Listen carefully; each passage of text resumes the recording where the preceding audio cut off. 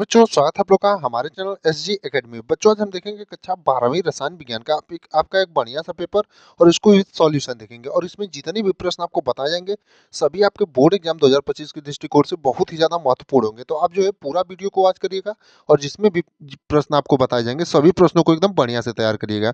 और इससे पहले जितने भी पेपर और अन्य क्लासेस कराई गई हैं उनको भी जा करके आप लोग जरूर देखें। उससे पहले अगर आप लोग चैनल पर नए हैं तो चैनल को सब्सक्राइब कर लीजिए और वीडियो को लाइक करिए और वीडियो को अपने दोस्तों के साथ ज़्यादा से ज़्यादा शेयर करिए। अब आइए शुरुआत करते हैं अपने प्रश्नों की। तो इसमें सबसे पहले आपका खंड क में क्या रहता है, आपके बहुविकल्पी प्रश्न रहते हैं। तो पहला प्रश्न देखेंगे आपका बहुविकल्पी में, शुद्ध जल की मोलरता यानी शुद्ध जल जो होता है आपकी मोलरता उसकी कितनी होती है। तो 5.556 मोल लीटर इनवर्स। दूसरा ऑप्शन दिया है 55.56 मोल लीटर इनवर्स। तीसरा वाला दिया है 0.18 मोल लीटर इनवर्स। चौथा दिया है आपका 81.00 मोल लीटर इनवर्स। तो आपका जो शुद्ध जल होता है प्यारे बच्चों उसकी मोलरता कितनी होती है। तो ये क्वेश्चन हमने आपको पहले भी बहुविकल्पी में कराया है। तो आपका शुद्ध जल की जो मोलरता होती है 55.56 मोल लीटर इनवर्स होती है, यानी कि दूसरा वाला जो ऑप्शन है आपका एकदम सही होगा। अब देखेंगे अपना अगला यानी दूसरा वाला ख वाला प्रश्न, विशिष्ट चालकत्व की इकाई है, यानी इनमें से आपका विशिष्ट चालकत्व की इकाई कौन सी है। Centimetre inverse square, ohm inverse. दूसरा ऑप्शन दिया है सेंटीमीटर ओम इनवर्स। तीसरा वाला ऑप्शन है सेंटीमीटर इनवर्स ओम इनवर्स और चौथा वाला है centimetre inverse square Om Om. तो आपका विशिष्ट चालकत्व की जो इकाई है आपका कौन सा है, तो सेंटीमीटर इनवर्स ओम इनवर्स, यानी कि ऑप्शन नंबर जो 3 आपका दिया है एकदम सही होगा। अगला वाला क्वेश्चन है कि अधिकतम संख्या में यौगिक बनाने वाली उत्कृष्ट गैस है, यानी अधिकतम संख्या में जो इनमें से आपका जो है यौगिक बनाने वाली आपका उत्कृष्ट गैस यानी कि अक्रिय गैस कौन सी है। नियॉन है। दूसरा ऑप्शन दिया है आपका जेनॉन है। तीसरा है आपका आर्गन और चौथा हीलियम। तो आपका जो सही उत्तर होगा एक्स यानी जेनॉन होगा, यानी कि अधिकतम संख्या में जो यौगिक बनाने वाली आपकी उत्कृष्ट गैस है तो कौन सी है, तो एक्स यानी कि जेनॉन है। अगला यानी चौथा वाला प्रश्न है, रंगीन आयनों का निर्माण निम्न की उपस्थिति के कारण संभव होता है, यानी जो रंगीन आयन होते हैं उनकी जो होता है निर्माण किसकी उपस्थिति के कारण संभव होता है। आपका अयुग्मित इलेक्ट्रॉन। दूसरा ऑप्शन है युग्मित इलेक्ट्रॉन। तीसरा आपका दिया है अनाबंधित इलेक्ट्रॉन और चौथा दिया है उपयुक्त में से कोई नहीं। तो जो आपका रंगीन आयन होते हैं उनका निर्माण किसकी उपस्थिति के कारण संभव होता है, तो आपका अयुग्मित इलेक्ट्रॉन, यानी कि ऑप्शन नंबर 1 जो आपका दिया है एकदम सही होगा। यानी कि रंगीन आयनों का जो निर्माण है वो किसकी उपस्थिति के कारण संभव है, तो आपका अयुग्मित इलेक्ट्रॉन। अब अंगा वाला देखेंगे तो दिया है अभिक्रिया RCOO AG और इसकी किसकी उपस्थिति में हो रही है, तो Br2 और CCl4 की उपस्थिति में। और RBr क्या कहलाती है, यानी कौन सी अभिक्रिया आपकी कहलाती है। तो ये भी जो हमने आपको कल के क्लास में जब कराया था तो बताया था आपको ये अभिक्रिया हुंस-डीकर अभिक्रिया का ये उदाहरण होता है, यानी कि हुंस-डीकर अभिक्रिया आपकी कहलाती है। कल का जो हमने महत्वपूर्ण अभिक्रियाओं का क्लास कराया था उसमें आपको जो है ये वाला समीकरण जो है वो बताया था। तो आप लोगों ने अगर उस वीडियो को नहीं देखा हो तो जाकर के जरूर देखें। अगला है च में, अमीनो अम्ल निम्न के निर्माण की संरचनात्मक इकाई होती है, यानी अमीनो अम्ल जो है इनमें से किसकी जो है संरचनात्मक इकाई होती है। कार्बोहाइड्रेट। दूसरा में दिया है प्रोटीन। तीसरा में दिया है लिपिड और चौथा में विटामिन। तो अमीनो अम्ल जो है निम्न के निर्माण की संरचनात्मक इकाई होती है तो आपका प्रोटीन के, यानी कि ऑप्शन नंबर 2 जो आपका दिया एकदम सही होगा। अब दूसरे से जो आपके प्रश्न है वो आपके दो दो नंबर के प्रश्न रहेंगे। जैसे दूसरे का कह दिया है सिल्वर एफसीसी जालक में क्रिस्टली होता है यदि सेल के किनारे की लंबाई 4। तो आपका दिया है कि सिल्वर एफसीसी जालक में क्रिस्टली होता है यदि सेल के किनारे की लंबाई 4.077 गुणे 10 के पावर -8 सेंटीमीटर तथा घनत्व 10.5 ग्राम सेंटीमीटर पर -क्यू होल क्यूब है हो तो सिल्वर के परमाणु द्रव्यमान की गणना कीजिए। तो इसमें आपको क्या करना है, सिल्वर के परमाणु द्रव्यमान की। अब दूसरा वाला प्रश्न देखेंगे, एक अवाष्पशील विलेय पदार्थ जिसका मोलर द्रव्यमान आपको दिया है 40 ग्राम प्रति मोल के उस द्रव्यमान की गणना कीजिए जिसको 114 ग्राम ऑक्टेन में घोलने पर उसका वाष्प दाब 80% तक कम हो जाए। तो निम्नलिखित तो आपका जो है इसके क्या करना है, तो आपको इसके मोलर द्रव्यमान की गणना करना है। और आपको जो न्यूमेरिकल केमिस्ट्री का कराया गया है उसमें आपको ऐसे प्रश्न कराए गए हैं। तो आपको सॉल्यूशन में दिक्कत होगी तो जो है क्लासेस जो कराई गई हैं उसमें से देख करके आप कर सकते हैं। अब तीसरा वाला देखेंगे कि निम्नलिखित के सेल के मानक ईएमएफ की गणना कीजिए। आपका सेल दिया है और इसके जो है मानक ईएमएफ यानी विद्युत वाहक बल जो है उसकी आपको गणना करनी रहेगी। और ये जितने भी प्रश्न आपको बताए जा रहे हैं सभी प्रश्नों को आप लोग नोट कर लीजिएगा क्योंकि सभी प्रश्न आपको जो है बहुत ही ज़्यादा महत्वपूर्ण है और इनमें से बहुत सारे ऐसे प्रश्न होंगे जिनका आपको सॉल्यूशन पहले से ही करा दिया गया और जिनका सॉल्यूशन बचा है उनको उनका भी आपको बारी बारी से करा दिया जाएगा। अगला प्रश्न है द्रव स्नेही तथा द्रव विरोधी कोलाइडों में अंतर स्पष्ट कीजिए। यानी कि द्रव स्नेही और तथा द्रव विरोधी जो कोलाइड होते हैं उनमें अंतर स्पष्ट करने के लिए आपको क्वेश्चन पूछा जा सकता है। अगला और तीसरे का क जो है और बहुत ही ज्यादा महत्वपूर्ण प्रश्न है और आपको ये क्वेश्चन जो है अभी 2-3 दिन पहले क्लास में कराया गया था। कोलराउस का नियम क्या है, इसका एक अनुप्रयोग उदाहरण सहित लिखिए। यानी कोलराउस का जो नियम होता है वो क्या होता है और इसका जो है आपको एक अनुप्रयोग लिखने के लिए देगा, वो भी उदाहरण सहित, और ये जो है आपको पहले से ही बता दिया गया है। ख में दिया है H2SO4 के कोई दो निर्जलीकरण गुण बताइए। यानी H2SO4 जो होता है उसके कोई आपको दो जो है निर्जलीकरण कारक जो है गुण बताने के लिए पूछेगा। अगला प्रश्न देखेंगे FeSO4 विलयन तथा NH4 का ट्वाइस SO4 विलयन का एक संबंधी एक मोलर अनुपात में मिश्रण Fe2+ आयनों का परीक्षण देता है, परंतु CuSO4 तथा जलीय अमोनिया NH3 का एक संबंधित 4 मोलर अनुपात में मिश्रण Cu2+ आयनों का परीक्षण नहीं देता है, क्यों? इसमें आपको जो है कारण बताना है कि FeSO4 का विलयन जो है तथा NH4 का ट्वाइस SO4 का विलयन एक संबंधी एक के मोलर अनुपात में जो है मिश्रण Fe2+ आयनों का परीक्षण देता है, परंतु CuSO4 तथा जलीय अमोनिया जो होता है NH3 का एक संबंधित 4 में मोलर अनुपात जो है मिश्रण Cu2+ आयनों का परीक्षण क्यों नहीं देता है, ये आपको कारण स्पष्ट करना रहेगा।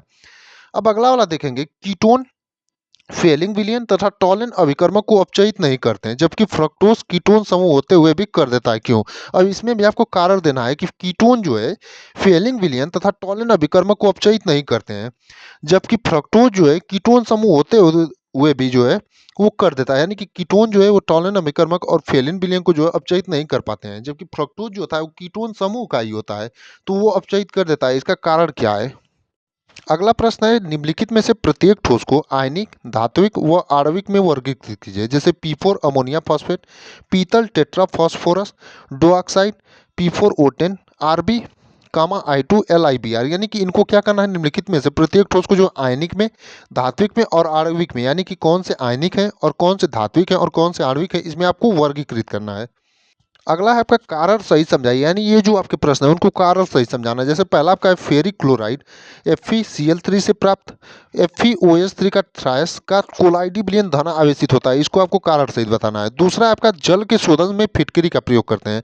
यानी जल के शोधन में फिटकरी का प्रयोग क्यों करते हैं, ये आपको कारण सहित बताना है। तीसरा है नदियां समुद्र में मिलते समय डेल्टा का निर्माण करती है। यानी नदियां जो है समुद्र में मिलते समय डेल्टा का निर्माण करती हैं, इसको आपको जो है कारण सहित बताना रहेगा।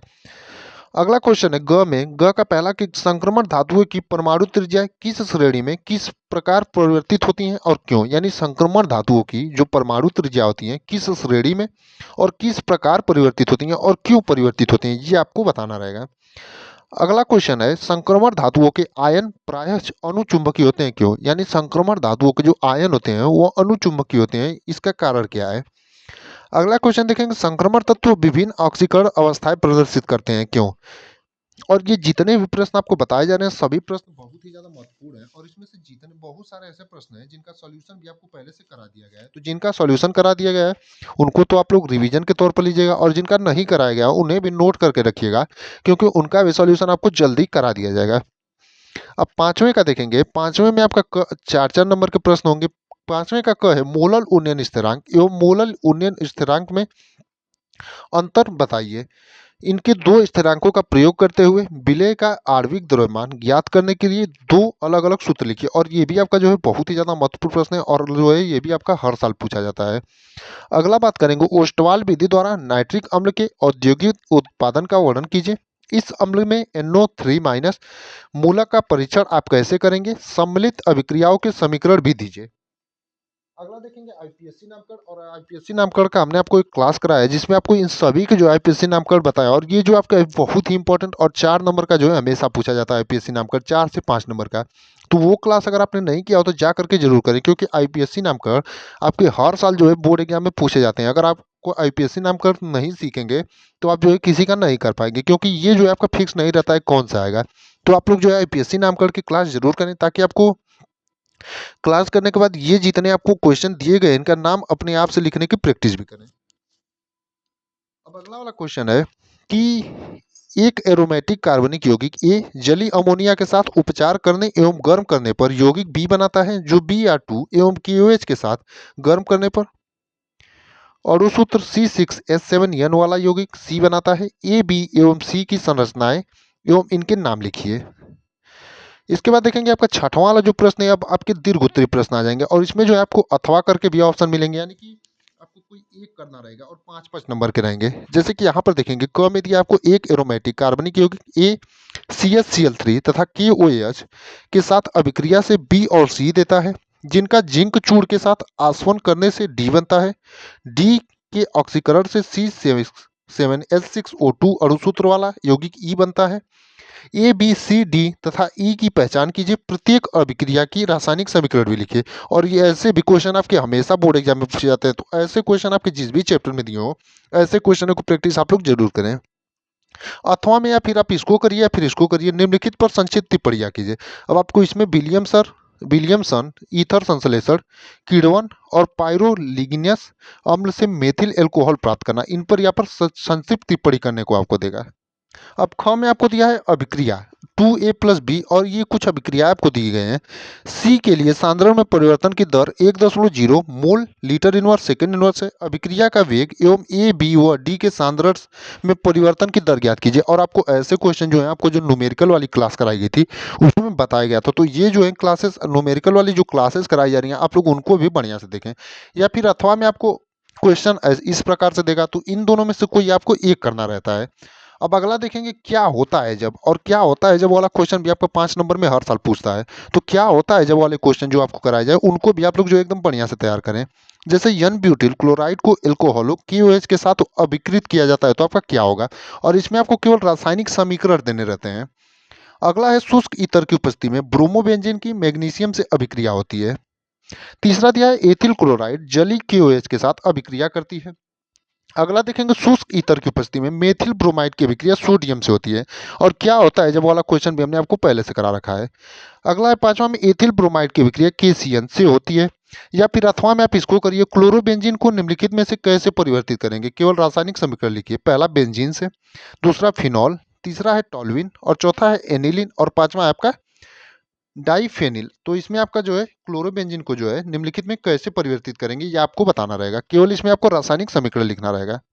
अगला और अंतिम प्रश्न ये भी आपका 5 नंबर का रहेगा। इसमें आप देखेंगे कि आपको महत्वपूर्ण जैसे अभिक्रियाएं दी गई हैं।